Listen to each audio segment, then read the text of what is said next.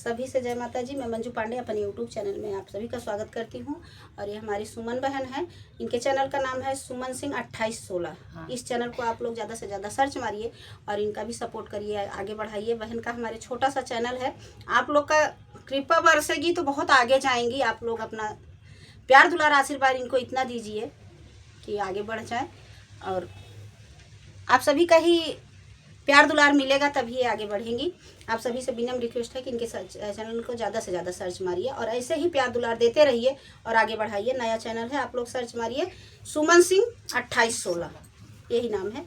और सुनिए, हम लोग लेके आए हैं माता रानी का सोहर गीत, देवी मैया का सोहर गीत है। आप लोग सुनिए, कैसा लगा छोटा सा कमेंट करके बताइए, और हमारी जोड़ी कैसे लगी आप लोग बताइएगा। हम लोग एक साथ में आप सभी के सामने गीत सुनाने की कोशिश करेंगे, आप सब कमेंट करिएगा कैसे लग रहा है, और ज़रूर हम साथ में सुनाएंगे।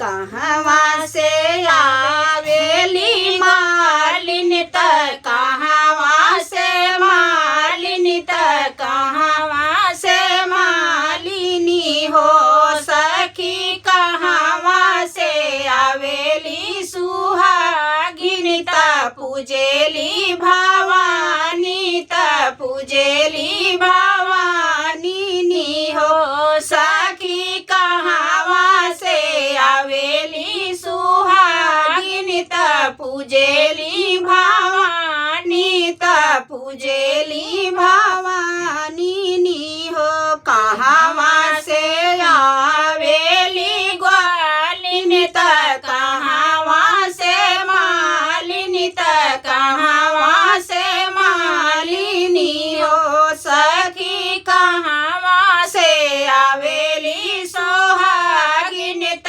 पूजेली भवानी त, पूजेली भवानी हो।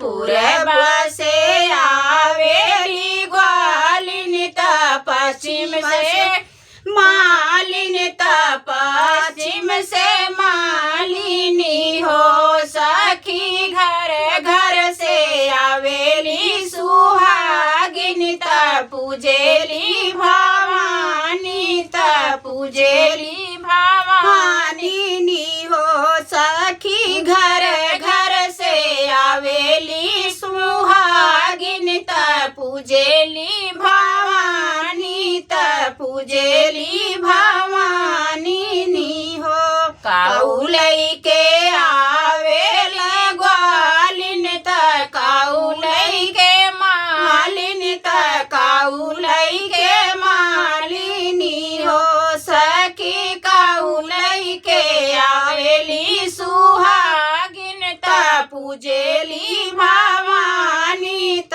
पूजेली भवानी नी हो सखी, काउलई के आवेली सुहागिन त, पूजेली भवानी त, पूजेली भवानी नी हो।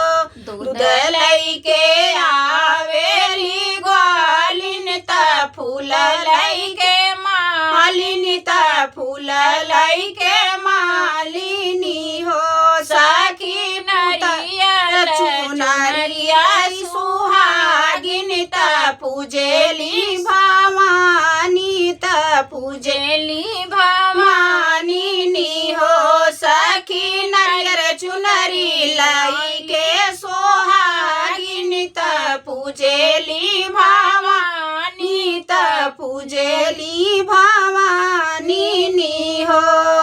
का फल पावेली ग्वालिन त, काऊ फल मालिन त, काऊ फल मालिनी हो सखी, काऊ फल पावेली सोहागिन त, पूजेली भवानी त, पूजेली भवानी नी हो सखी, काऊ फल पावेली सोहागिन त, पूजेली भवानी त, पूजेली भवानी नी हो। दूधवा पावेली ग्वालिन त, पूत फल मालिन त, पूत फल मालिनी हो सखी, अमर सु